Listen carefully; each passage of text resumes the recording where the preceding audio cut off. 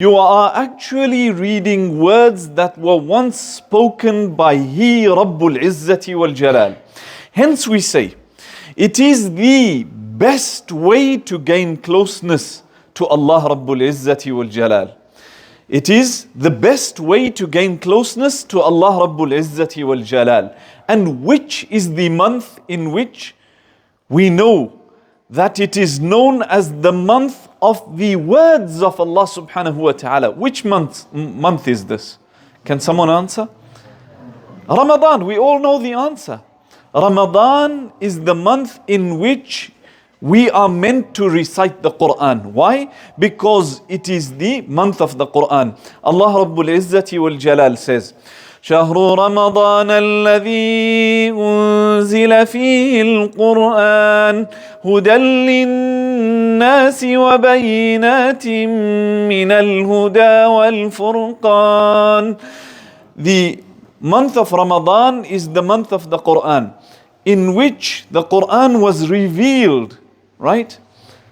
فيه هدى للناس. In it is the guidance for the people. وَبَيِّنَاتٍ مِّنَ الْهُدَى, and clarification, manifestations of that guidance. وَالْفُرْقَانِ, and the criterion between right and wrong. So, when you recite this Qur'an, it's not only the reward that you are achieving with Allah Rabbul Izzati wal Jalal, but you are learning something that will help you in your day-to-day life. So, Allah subhanahu wa ta'ala is telling you that when you get to this, it is haram. When you get to that, it is halal. When you see this, it is encouraged for you to do. When you see that, then you should actually keep away from it. Hence, Aisha radiyallahu anha would say about Rasulullah sallallahu alayhi wa sallam, كَانَ خُلُقُهُ مَاذَا? What was his character? His character was the Qur'an, which means that he embodied that Qur'an. He lived the Qur'an. You saw it in his character. When you saw the Prophet ﷺ, you saw a living, walking, breathing Qur'an. And that is why, if you want to be successful in this world, successful in the next, and successful with Allah Rabbul Izzati wal Jalal, you should embody that Qur'an. You should inculcate that Qur'an into your life. If you don't do this, then you are simply paying lip service to the Qur'an. We see some people who day in, day out, they read the Qur'an. You see them reciting the Qur'an, reading the Qur'an. But when you look at their character, as soon as they leave that jalsa of sitting with the Qur'an, what happens? Busy swearing at someone, shouting at another one, arguing with their parents and their loved ones.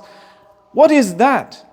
That means you have not actually embodied the Qur'an. Aisha radiyallahu anha saw the Prophet sallallahu alayhi wasallam, and she saw the Qur'an. Why? Because, let me give you an example. You know, when you go back home and you find yourself, in a situation where you've come back from a long day, you've been working, etc., and you walk into the house and you see it is messy and untidy and nothing's happened at home.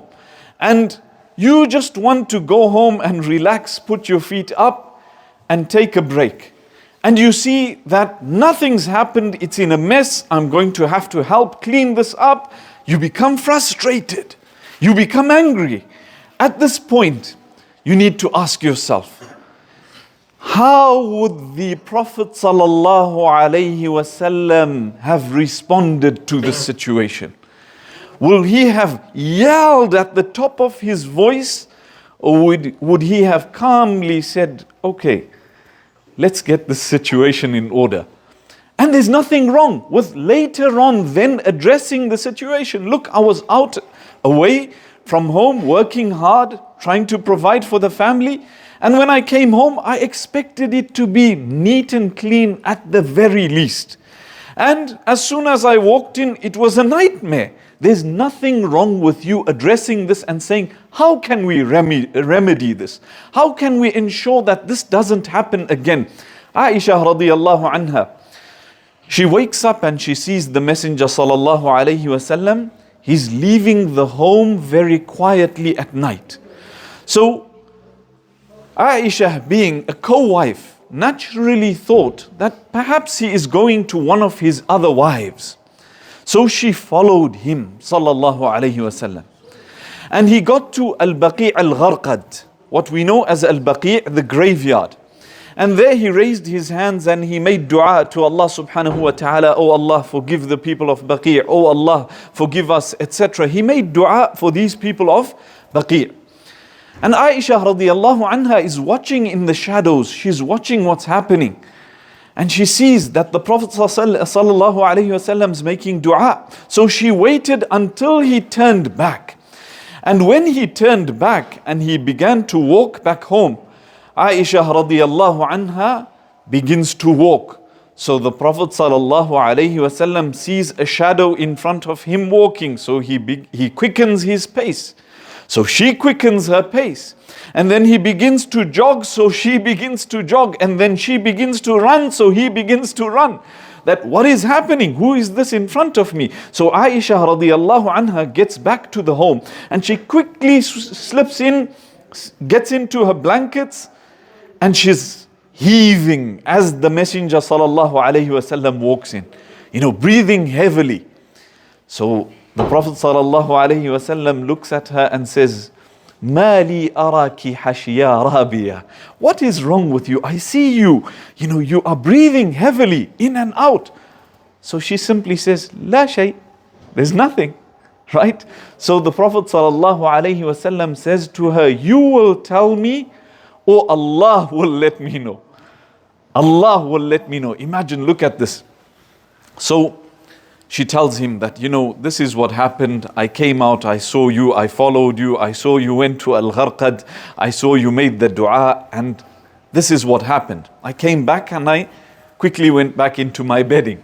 So the Prophet sallallahu alaihi wasallam responds very coolly and calmly in a relaxed manner. He leaves her. He doesn't fight with her. Subhanallah. This was the character of Rasulullah sallallahu alaihi wasallam. I implore you to think of the same scenario. Say you are alone at home at night. Something happened, you needed to leave. Perhaps you got a call and you had to leave. That is the nature of your work. And your wife follows you. Allahu Akbar. Right?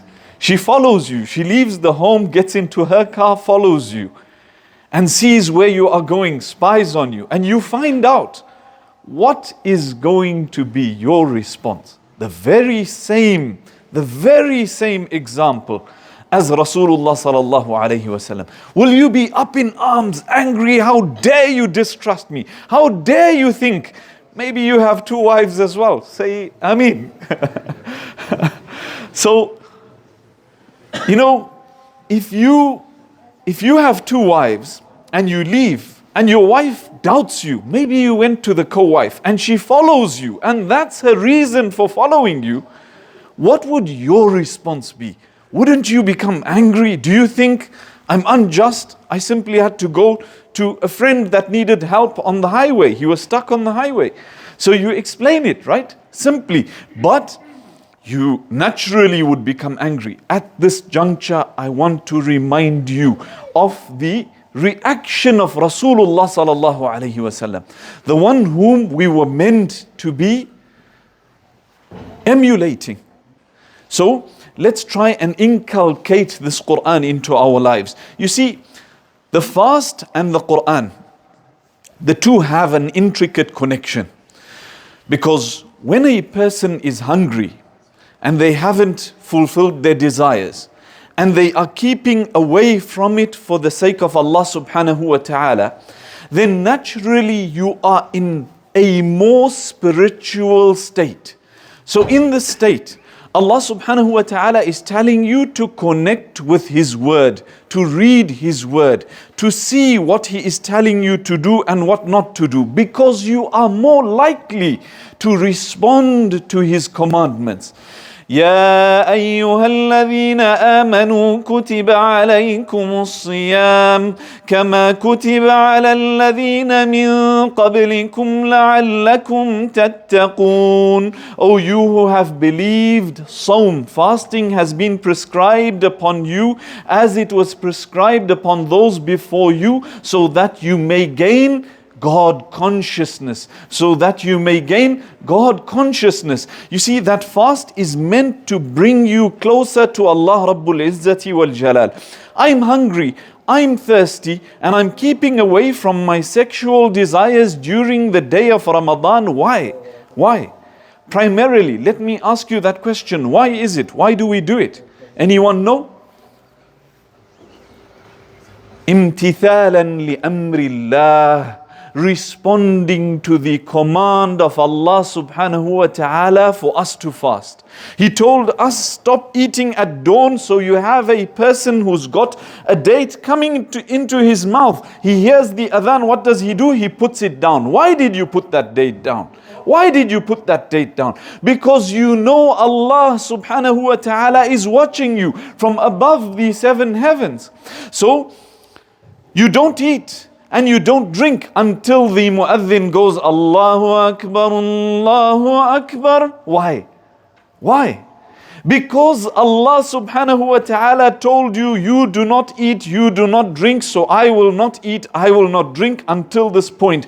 As soon as the muadhin does that, you raise the date and you put it to your mouth. Why?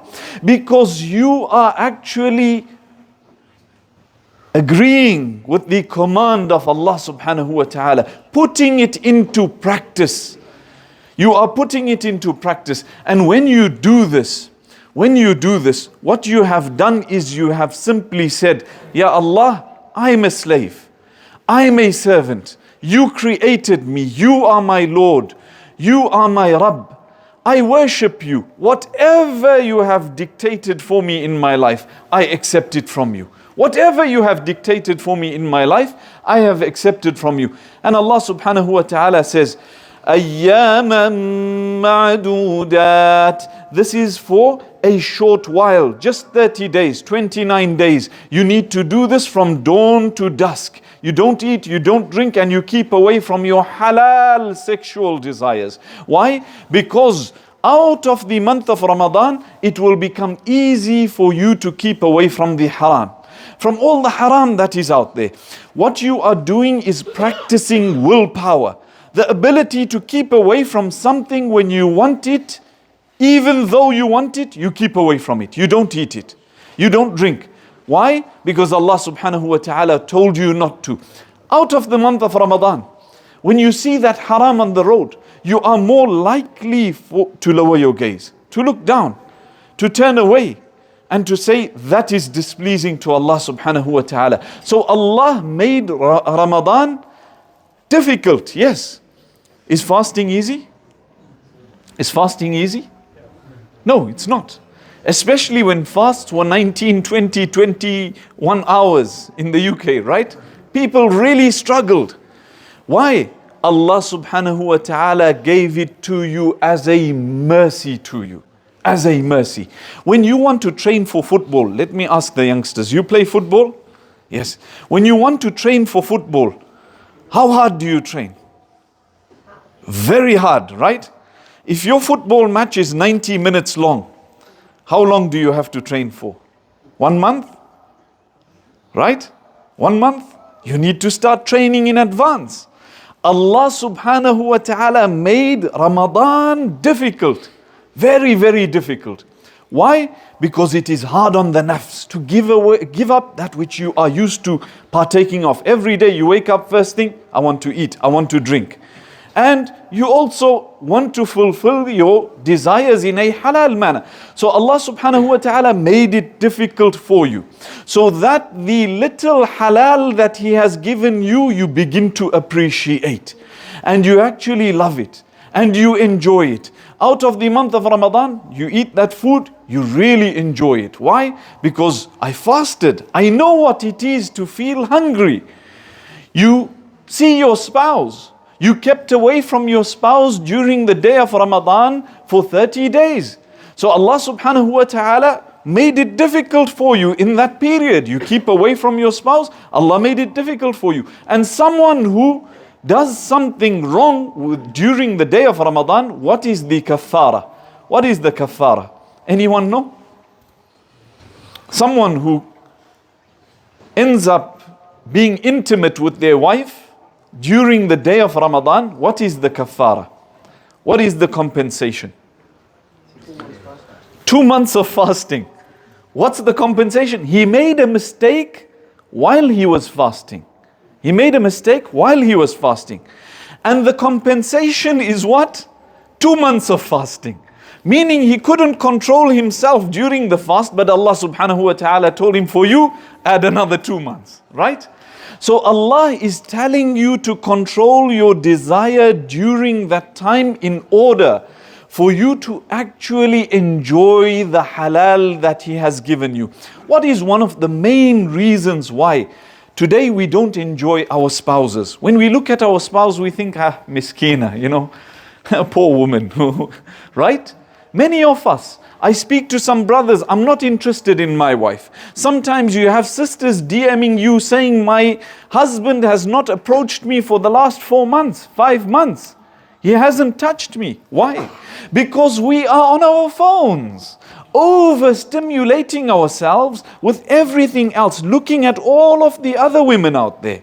But Allah subhanahu wa ta'ala gave us our spouse for us to look at and enjoy. So now that you've seen so much, your brain is full of these images.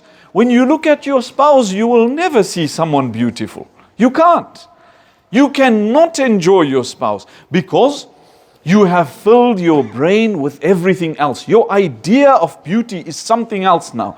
And unfortunately, those who take it a step further and get addicted to the obscene and the haram and the immoral on our phones, and they engage with it day in, day out, what happens is they become numb. They become numb to all women and every woman. It doesn't matter how many women they see, they become numb to it.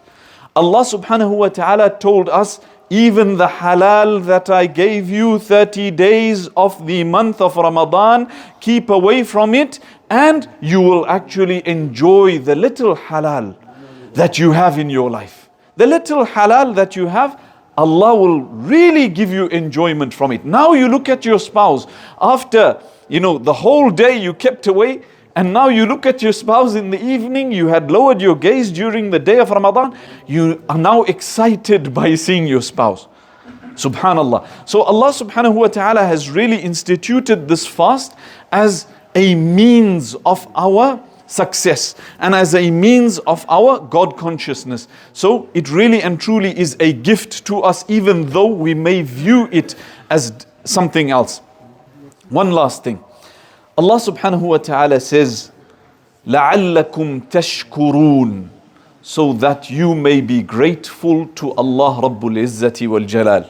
So that you may be grateful to Allah subhanahu wa ta'ala. So we oftentimes focus upon the taqwa, and we say that it is fasting is there for us to be conscious of Allah subhanahu wa ta'ala, right? But that consciousness, when we are conscious of Allah Rabbul Izzati wal Jalal, we become more grateful for what Allah subhanahu wa ta'ala has given us. We thank Allah subhanahu wa ta'ala. We are grateful to Him for our lives, our spouses, our food, our drink, everything else. And today the number one problem in the world is ingratitude. Ingratitude. Why? Again, we are on our phones constantly looking at these phones and seeing other people's lives, and we want what they have. And the hadith of Rasulullah sallallahu alayhi wasallam tells us the direct opposite. It says, "Unzuru ila man huwa asfala minkum." Look at those who are beneath you. وَلَا تَنْظُرُوا إِلَى مَنْ هُوَ فَوْقَكُمْ. And don't look at those above you. So don't look at the Ferrari and the mansion and the model-like spouse, but look at the one who has less, the one who doesn't even have a car, and the one who doesn't even have a house, and the one who doesn't even have, perhaps at times, even legs to walk. Look at them and you become more grateful to Allah Rabbul Izzati wal Jalal. So you see what's happening here. We sit here every day in, day out, going through the images, going through the pictures, going through the lives of others, and then we want to be grateful to Allah subhanahu wa ta'ala. No matter how much you view those people's lives, no matter how much you view those people's lives, you can spend 10 hours a day viewing their life, you will not achieve it by viewing it. Are we agreed on that? You will not get it by viewing it. Let's say their lives are as glamorous as they make them out to be. They actually holiday in the Maldives 10 times a year, right? By you viewing that every day, day in, day out, are you going to achieve anything? Are you going to get what they have? If anything, you've wasted the time that Allah subhanahu wa ta'ala gave you to build that life that you want by watching theirs. And you never achieved it. So, in reality, if you want to enjoy this world, make less of that which you see and that which you enjoy, of that which you cannot have. Look at those who have less and don't look at those who have more. May Allah subhanahu wa ta'ala forgive us. May Allah Rabbul Izzati wal Jalal forgive me. Sorry, my speech was a bit all over the show today, but wallahi I prepared something else. And then I came here and I saw some youngsters and I said I need to speak a bit about why fasting is important. May Allah subhanahu wa ta'ala empower us to be better human beings, better people. Wa akhiru da'wana anil hamdulillahi rabbil alameen.